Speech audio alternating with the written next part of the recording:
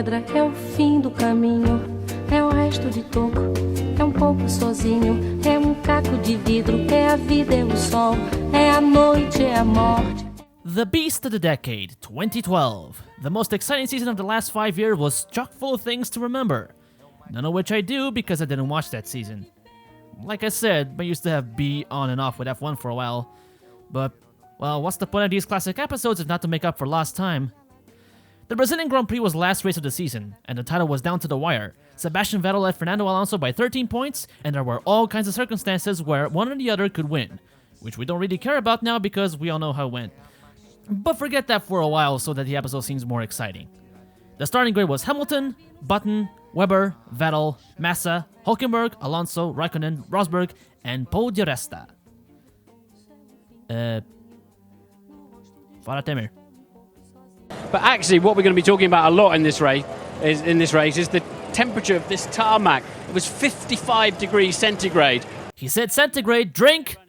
I am. I'm really superstitious. I think me and the Brazilian are the most superstitious people on the grid. Superstitious my ass! Walking under ladders is serious business down here!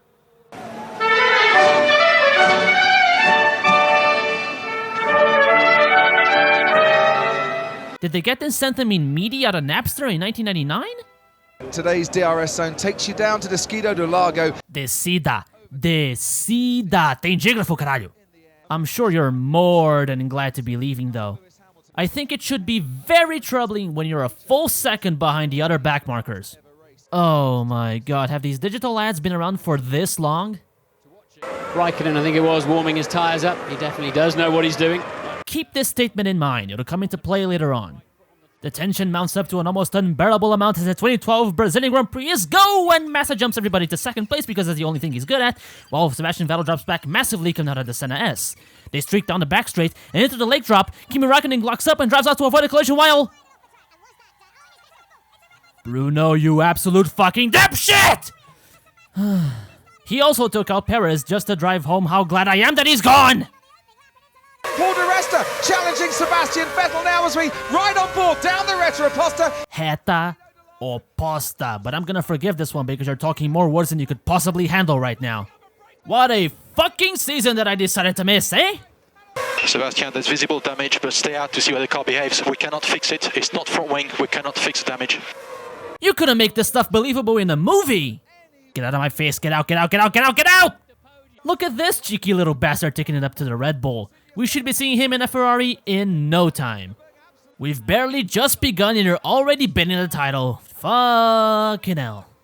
Oh no, Grosjean seems to have slipped a little bit. All of this has happened within a tenth of the race distance. Not even 10 minutes in, and I already need a break. Somebody botched their nose job. The unstoppable Cockmeister is already back in contention. The rain forces the Samurai to slice through the corner. I don't know, something tells me these tires aren't quite optimal for the current conditions. And this is how Ricciardo got his Red Bull seat. What are track limits for, am I right? Ole! Backmarker battles? It's as if I'm watching insert current season here. Demarosa drives off to take a little peek outside the track. And there goes Sebastian Vettel, great traction out of Jun Xiao. Jung Song! How hard can it be? It's not like it's Chinese. And there they go out again. These cars can stay Glock to the track. Through the right-hander at Laranja. I give up. Mr. Newey, during work hours? You should be ashamed of yourself. God damn, this guy has world champion written all over him. Not even the past is making his life easier. I'll finally get some rest. See you in a little bit.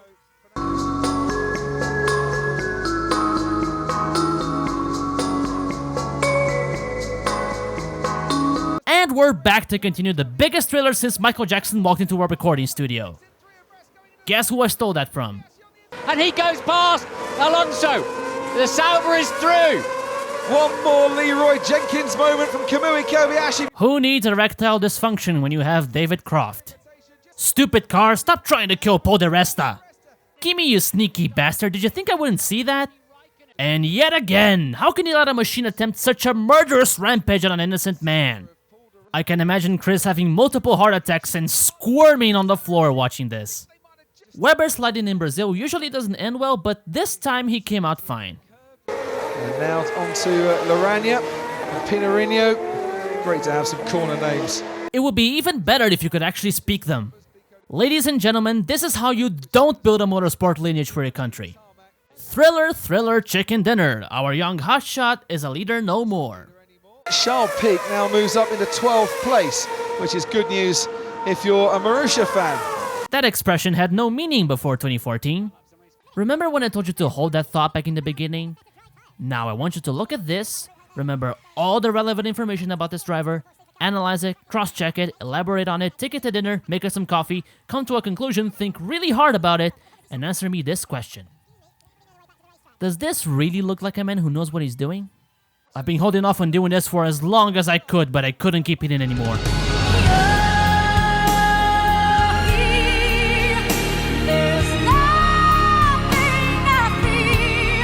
There's nothing actually happening in here, but I just want you to hear the most beautiful sound uttered by both Sky commentators at the same time. Comes down, Alonso squirming! Oh, he's... Majestic.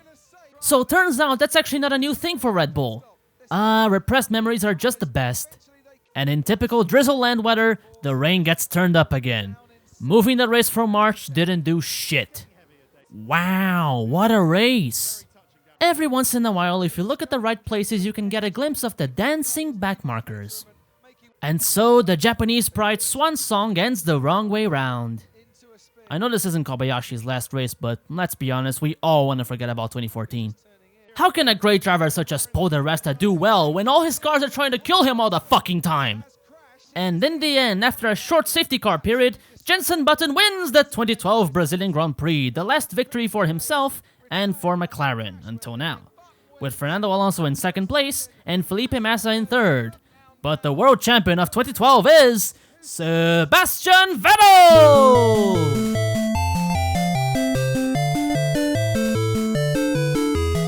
Now if you'll excuse me, I'm gonna go snort a bottle of whiskey until I pass out.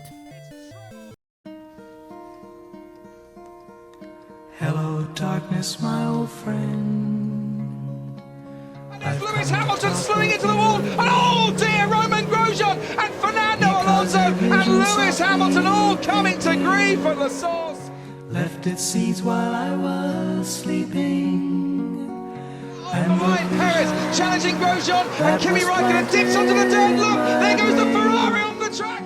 Still remains within the sound of silence.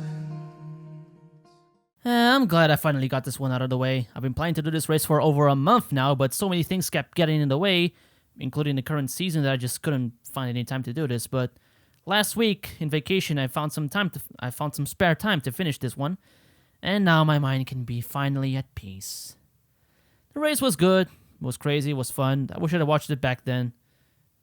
Pretty much like the whole season, but the past is past. I can't really complain about it anymore. Anyway, like the video if you like it. Oh, you know what? I just can't do this crap anymore. I'm sick of saying it at the end of every video. I was only doing it because I thought it got me more subscribers. When I started doing this, it did. But now I'm only getting like 5 a day, so there's really no use anymore. And I feel stupid every time I say it, so fuck it. I better stop it for my own sake. Thank you all very much for watching, and I will see you on the next races.